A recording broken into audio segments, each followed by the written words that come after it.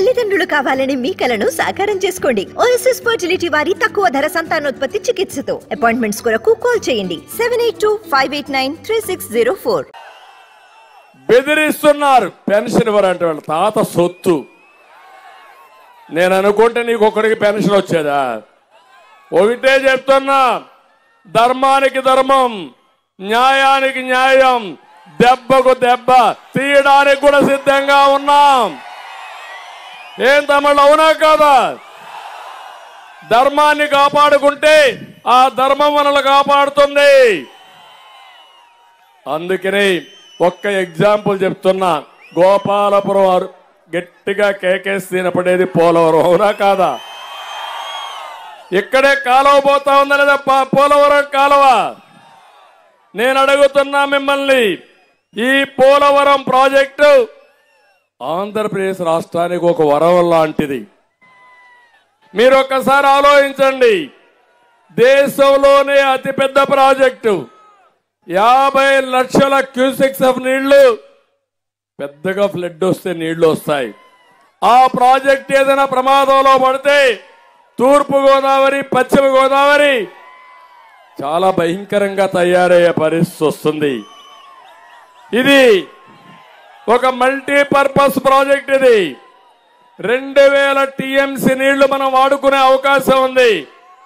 2000 TMC నీళ్లు వాడుకుంటే ఈ రాష్ట్రంలో కరువు అనే మాటే ఉండదు.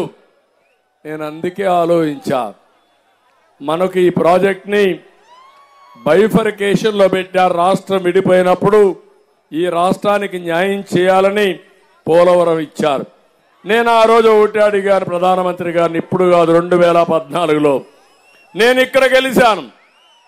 ప్రధానమంత్రి గారు నరేంద్ర మోడీ గారు ఢిల్లీలో గెలిచారు. నేను ప్రమాణ స్వీకారం చేయలేదు. నేను ఒకే మాట అడిగాను, 7 మండలాలు తెలంగాణలో ఉన్నాయి, ఆ 7 మండలాలు రాకపోతే, వాళ్ళు ఒప్పుకోకపోతే ప్రాజెక్టు కట్టలేము.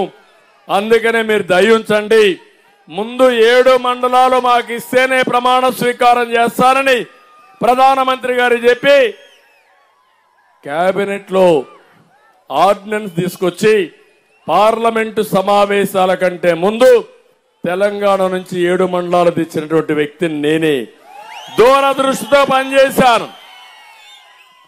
ఆ 7 మండలాలు రాకపోయి ఉంటే ఈరోజు పోలవరమే లేదు. 7 మండలాలు తీసుకొచ్చి ఆంధ్రప్రదేశ్ ప్రజల కలను సాకారం చేసిన వ్యక్తిని నేను.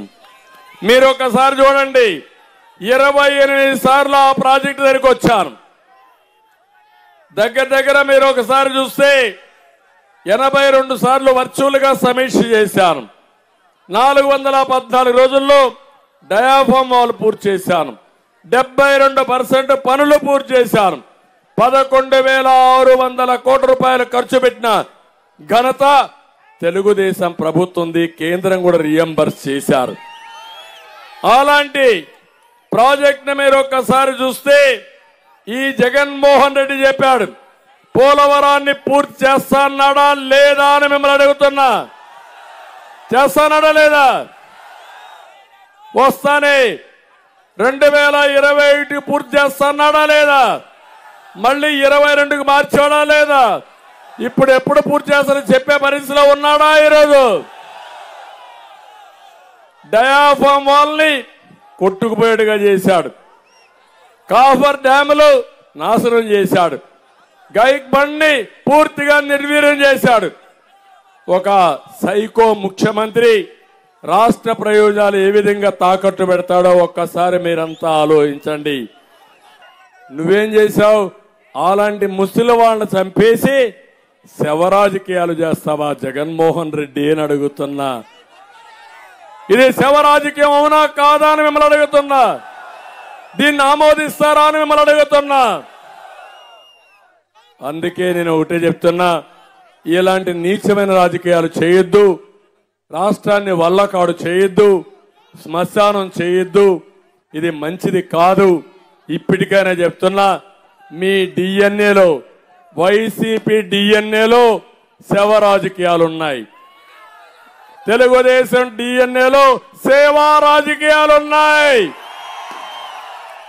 సేవా రాజకీయాలకు వ్యత్యాసం తెలుసా తమ్ముళ్ళు? మిమ్మల్ని అడుగుతున్నా.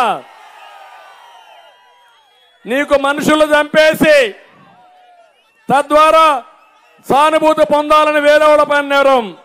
ఒక సామెత సినిమాల్లో చూసాం.